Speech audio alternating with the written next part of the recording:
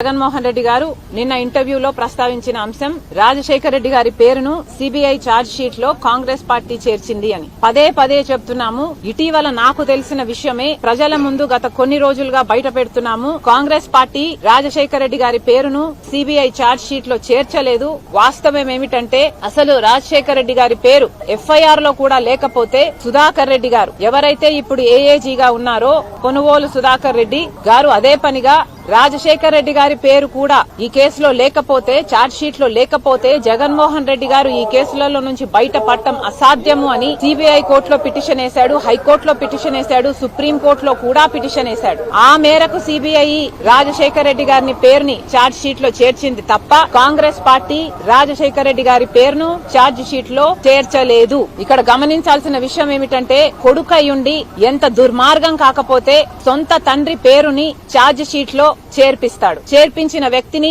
5 రోజుల్లో 6 రోజుల్లోనే ఈయన ముఖ్యమంత్రి అయిన 6 రోజుల్లోనే ఏఏజీ పదవిని కట్టబెడతాడు. ఇది దుర్మార్గం కాకపోతే, ఇది సిగ్గుచేటు కాకపోతే ఏమిటి అని రాజశేఖర రెడ్డి బిడ్డ రాజశేఖర రెడ్డి గారి అభిమానులు అడుగుతున్నారు. మీరు స్వార్థం కోసం ఈ రోజు రాజశేఖర రెడ్డి గారి పేరుని సిబిఐ ఛార్జ్ షీట్ లో చేర్పించి ఈ దుర్మార్గపు చర్య చేయడమే కాకుండా మళ్లీ ఆ బురదని ఇంకొకరి మీద పూయాలని చూస్తున్నారు. ఇది సబబు కాదు. రాజశేఖర రెడ్డి గారి అభిమానులందరికీ మళ్లీ చెప్తున్నాం, రాజశేఖర రెడ్డి గారి పేరును సిబిఐ ఛార్జ్ షీట్ లో చేర్చింది జగన్మోహన్ రెడ్డి గారి మనిషి. జగన్మోహన్ రెడ్డి గారు ఆ మనిషిని పిలిచి 6 రోజుల్లోనే ఏఏజీ పదవిని ఇచ్చారు. ఇది దుర్మార్గం కాకపోతే ఏమిటో, తండ్రి పేరుని ఛార్జ్ షీట్ లో చేర్పించడం దుర్మార్గం కాకపోతే ఏమిటో ఆంధ్ర రాష్ట్ర ప్రజలందరూ ఆలోచన చేసుకోవాలి.